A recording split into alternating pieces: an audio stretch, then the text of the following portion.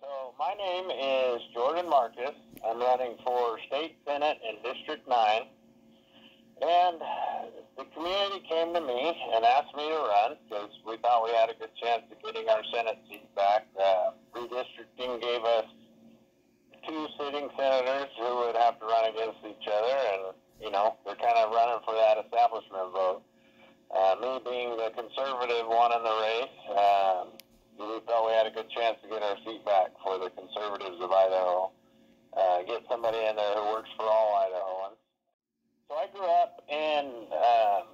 up on a dairy, and I grew up in the cattle business. I've worked with and for cattle brokers. I've hauled cows, and like I said, grew up in and around the dairy business for my whole life. My whole life has been around agriculture, and then in my adult life, I've helped a lot of people with property rights issues, land use issues, things like that. So yeah, I've been involved in that arena pretty much my whole life.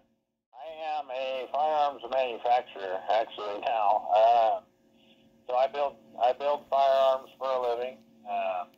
We build and sell custom rifles and do some custom firearms work. So you would be really big on the Second Amendment. Oh, absolutely. It says right in there, shall not be infringed, and I believe that.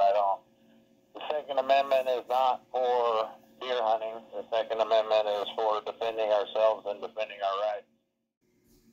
Oh, grocery tax is a huge deal for my district. We're right here on the border with Oregon, and, it hurts business owners, especially small business owners, when they can go over the border and not have to pay taxes. We can't compete with those prices, especially with supply chain issues that we have right now. We're already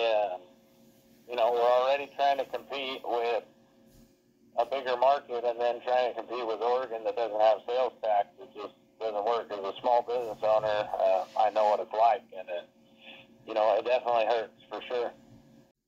Well, I think your water right is that's the basis of private property rights, land and water rights, and I think the state has to protect that. I think it's unfortunate what we see, especially in some of our western neighboring states over here. We have, they have enough water for golf courses, but not for farmers. You see that all over. Manufactured dust bowls in Central California and parts of Oregon.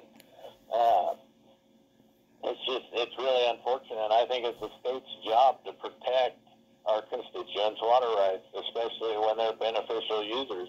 I think we need access for all Idahoans to our public land that can't get in the way of our beneficial users. But also with development, we have to be careful with our resources and not overuse them. So I think that's all the job of a state legislator.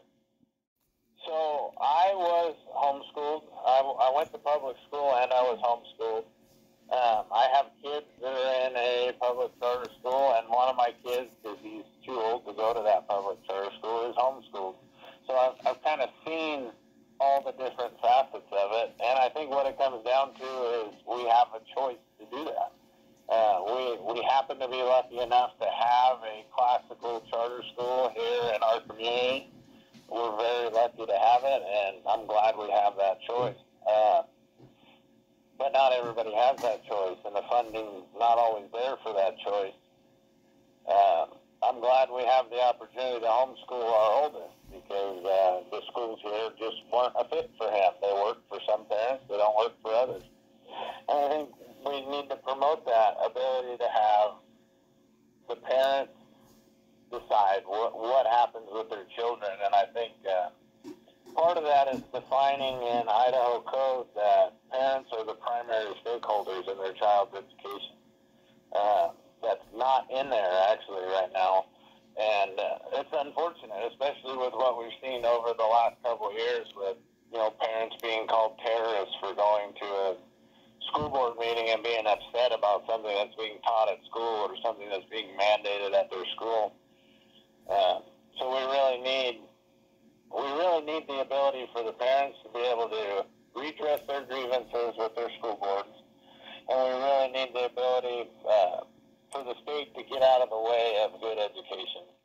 I think the government should not have any say in our health choices. Our healthcare choices have nothing to do with the government at all. I do not support mandates in any form, and I think health freedom is one of our most important freedoms.